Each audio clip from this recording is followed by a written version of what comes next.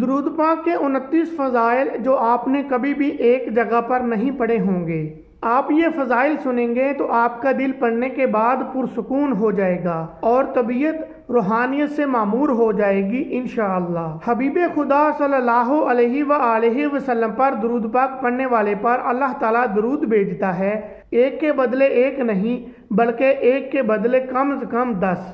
درود پاک پڑھنے والے کے لیے رب تعالیٰ کے فرشتے رحمت اور بخشش کی دعا کرتے ہیں۔ جب تک بندہ درود پاک پڑھتا رہتا ہے فرشتے اس کے لیے دعائیں کرتے رہتے ہیں۔ درود پاک گناہوں کا کفارہ ہے۔ درود پاک سے نیک عمل پاک ہو جاتے ہیں۔ درود پاک خود اپنے پڑھنے والے کے لیے اللہ تعالیٰ سے استغفار کرتا ہے۔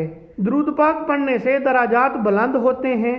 درود پاک پڑھنے والے کے لیے ایک قیرات ثواب لکھا جاتا ہے جو کہ احد پہاڑ جتنا ہے۔ درود پاک پڑھنے والے کو پیمانہ بھر بھر کے ثواب ملتا ہے۔ جو درود پاک کو ہی وظیفہ بنا لے اس کے دنیا اور آخرت کے سارے کام اللہ تعالیٰ خود اپنے ذمہ لے لیتا ہے۔ درود پاک پڑھنے کا ثواب غلام آزاد کرنے سے افضل ہے۔ درود پاک پڑھنے والا ہر قسم کے خوف سے نجات پاتا ہے۔ حضرت محمد صلی اللہ علیہ وآلہ وسلم درود پاک پڑھنے والے کے ایمان کی گواہی دیں گے۔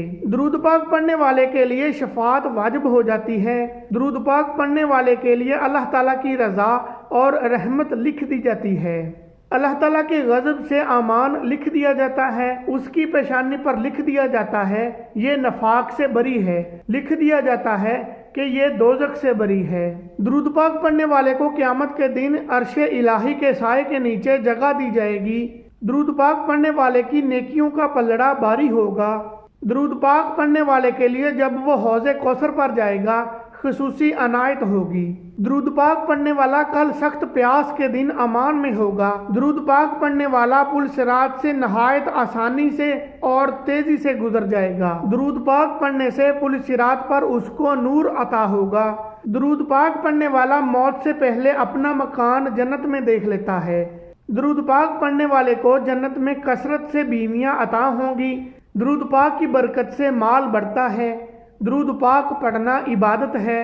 درود پاک پڑھنا اللہ تعالیٰ کے نزدیک سب عملوں سے پیارا ہے۔ ایک مرتبہ درود ضرور پڑھیں۔ احادیث میں آتا ہے کہ جس دعا میں نبی صلی اللہ علیہ وآلہ وسلم پر درود شریف نہ پڑھا جائے وہ دعا آسمان میں اٹکی رہتی ہے۔ دعا کی قبولیت کے لیے نبی علیہ السلام پر درود لازماً بھیجیں۔ اللہم صلی علی محمد وعلی آل محمد کما صلیت علی ابراہیم وعلی آل ابراہیم انک حمید مجید۔ اللہم بارک علی محمد وعلی آل محمد کما بارکت علی ابراہیم وعلی آل ابراہیم انک حمید مجید۔